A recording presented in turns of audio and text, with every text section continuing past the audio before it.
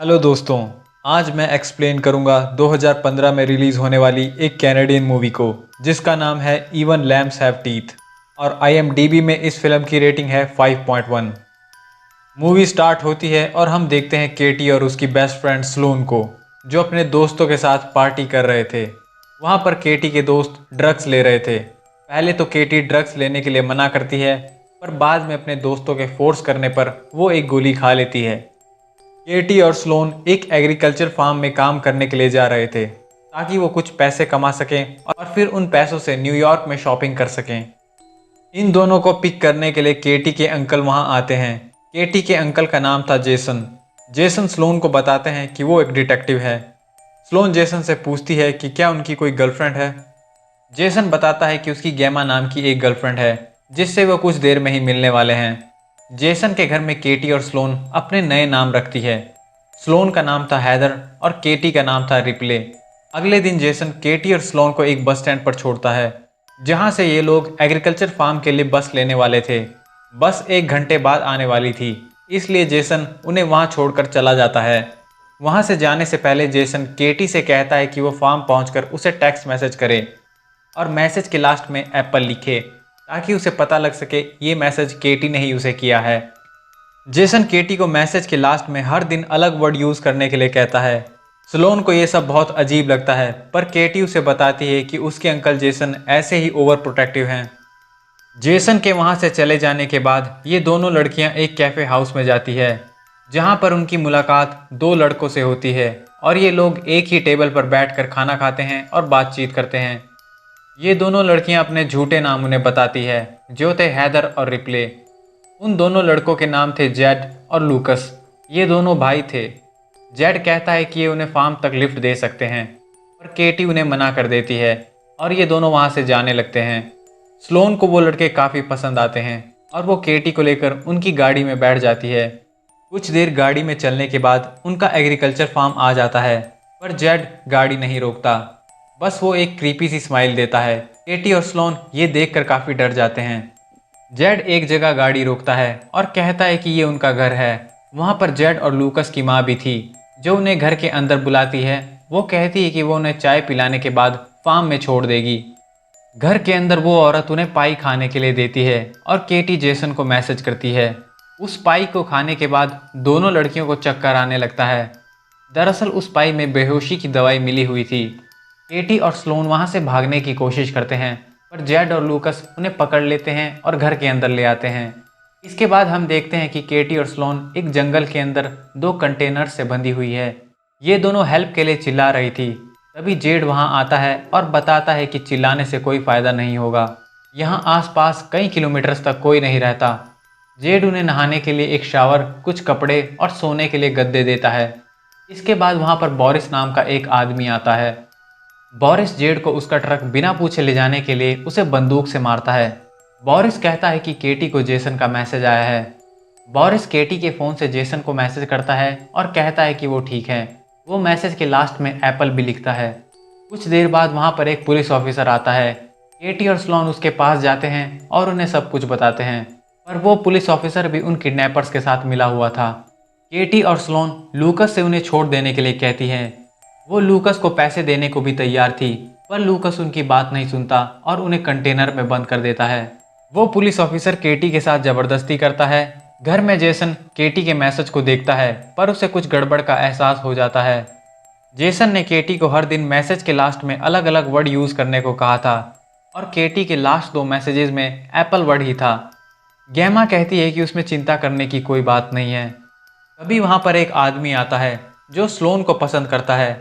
Sloane उस आदमी पर थूक देती है और वो आदमी उसे मारता है और सिगरेट से उसे जलाता है। स्लोन के चीखने की आवाज़ों से केटी भी डर जाती है। जेसन उस फार्म में कॉल करता है जहाँ केटी और स्लोन जाने वाले थे और उसे पता चलता है कि केटी और स्लोन उस फार्म में कभी पहुँचे ही नहीं थे। जेसन केटी और स्लोन को ढूंढने के लिए जाता है। वहीं हम देखते हैं केटी और स्लोन को जिनके चेहरों को ढका जा रहा था। तभी वहाँ पर एक पिग का मास्क पहनकर एक आदमी आता है और वो स्लोन को चुनता है और उसके साथ ज़बरदस्ती करता है। जेसन पुलिस स्टेशन में जाता है और वहाँ पर उसी करप्ट पुलिस ऑफिसर से मिलता है जो किडनैपर्स के साथ मिला हुआ था। जेसन उसको बताता है कि केटी और स्लोन कुछ दिनों से लापता है। जेसन उसे बताता है कि शायद उन्हें किसी ने किडनैप कर लिया है।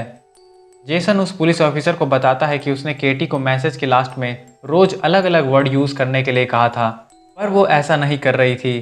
पुलिस ऑफिसर कहता है कि वो इस मामले को देखेगा और कुछ पता लगने पर उसे कॉल करेगा। बोरिस केटी को कहता है कि उसे कोर्ट के बारे में उसे सब कुछ सच सच बता देना चाहिए था। बोरिस जेड को कहता है कि वो इन दोनों लड़कियों को मारकर शहर के बाहर ठिकाने लगा दे, और केटी इन दोनों की बातें सुन लेती है। जेसन उसी कैफे हाउस में जाता है और वहां पर काम करने वाले आदमी से केटी और स्लोन के बारे में पूछता है। वो आदमी जेसन को बताता है कि ये दोनों लड़कियां यहाँ पर आई थी और ये दो लड़कों के साथ उनकी गाड़ी में यहाँ से चली गई थी। वो आदमी जेसन को उन लड़कों की गाड़ी का मॉडल बताता है। केटी स्लोन को बताती है कि ये लोग उन्हें मारने वाले हैं। तभी वहां पर जेड, बोरिस और एक और आदमी आते हैं। ये तीसरा आदमी वही था जिसने स्लोन के साथ जबरदस्ती की थी। बोरिस और जेड वहां से जाते हैं और वो तीसरा आदमी उन पर नजर रखने के लिए वहीं पर रुकता है।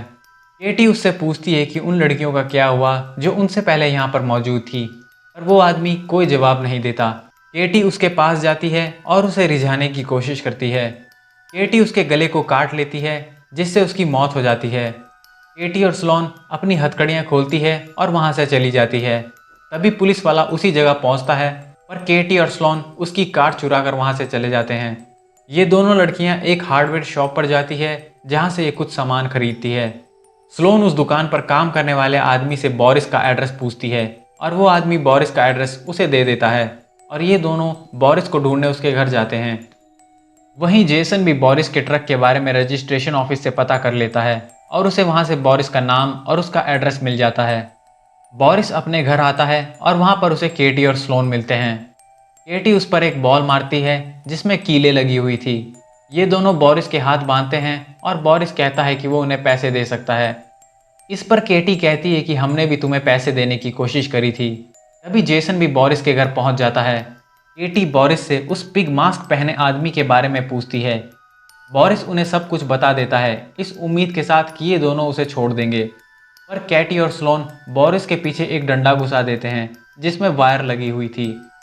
जेसन बोरिस की आवाज़ सुनकर घर के अंदर आता है। तभी केटी और स्लोन बोरिस का ट्रक लेकर वहां से चले जाते हैं। जेसन देखता है कि बोरिस मर चुका है। जेसन उस पुलिस ऑफिसर से मिलता है और उसके सामने केटी को कॉल करता है। केटी का फोन उस पुलिस ऑफिसर के पास था। जेसन को अब समझ आ जाता है कि ये पुलिस ऑफिसर भी उनके साथ मिला है। वो पुलिस ऑफिसर जेसन को गन पॉइंट पर ले लेता है। ये दोनों लड़कियां एक चर्च में जाती है जहां पर उन्हें वो आदमी मिलता है जिसने पिग का मास्क पहना हुआ था। दरअसल वो आदमी एक चर्च का प्रीस्ट था। वो प्रीस्ट स्लोन से कहता है कि उसके साथ जीसस क्राइस्ट हैं। इस पर स्लोन कहती है कि मेरी साइड मेरी बेस्ट फ्रेंड है, और केटी उसके सर पर बेसबॉल का बैट मारती है। वहां से ये लोग कार में कहीं जाते हैं और गाड़ी रुकने पर हमें पता चलता है कि उस गाड़ी के पीछे वो प्रीस्ट बंधा था। ये दोनों लड़कियां उस पर पेट्रोल डालती है और उसे जिंदा ही जला देती है। वो करप्ट पुलिस ऑफिसर जेसन को पकड़कर एक रूम में ले जाता है। उस जगह पर दो लड़कियां भी मौजूद थी जिन्हें भी वो किडनैप करके लाया था। तभी वहां पर केटी और स्लोन भी पहुंच जाते हैं और वो उस पुलिस वाले को बेसबॉल के बैट से मारते हैं। ये पुलिस ऑफिसर भी उन्हें पैसे देने का ऑफर करता है, पर केटी और स्लोन उसके साथ एक गेम खेलते हैं। वो बंदूक में एक गोली भरते हैं और बारी बारी से बंदूक चलाते हैं, और कुछ देर बाद केटी सच में उस पुलिस ऑफिसर को मार देती है और ये दोनों वहाँ से चली जाती है। वहाँ से ये दोनों जाते हैं जेड और लूकस के घर, और वहाँ उनकी माँ को ड्रग्स देकर बेहोश कर देते हैं जैसे उसने इन दोनों को किया था। केटी और स्लोन जेड को उसकी माँ के सामने बेसबॉल के बैट से मार देते हैं। केटी उसे दूसरे रूम में ले जाती है जहाँ पर लूकस था। लूकस कहता है कि प्लीज़ मुझे मत मारो, मैं इनके साथ काम नहीं करना चाहता था। केटी उससे कहती है कि अगर तुम अपनी माँ को मारोगे तो हम तुम्हें जाने देंगे, पर लूकस अपनी माँ को नहीं मार पाता, इसलिए स्लोन उसे गोली मार देती है। अब सिर्फ लूकस की माँ ही बचती है। वो केटी से कहती है कि उसके पास बहुत सारे पैसे हैं जो वो पैसे उन्हें दे सकती थी, पर केटी एक लॉन मूवर लेती है और उसे भी मार देती है। इसके बाद हम देखते हैं जेसन को, जो केटी और स्लोन को एयरपोर्ट छोड़ने के लिए जा रहा था, और वहाँ पर हम देखते हैं एक आदमी को जो इकोफील्ड ऑर्गेनिक फार्म का कार्ड लेकर खड़ा था। दो लड़कियाँ उसके पास आती है और ये मूवी एंड हो जाती है। तो ये था explanation even lamps have teeth movie का। मैं उम्मीद करता हूँ कि आपको ये एक्सप्लेनेशन पसंद आया होगा। ऐसी ही वीडियोस और देखने के लिए आप मेरे चैनल को ज़रूर सब्सक्राइब करें। ये वीडियो देखने के लिए आपका बहुत बहुत धन्यवाद।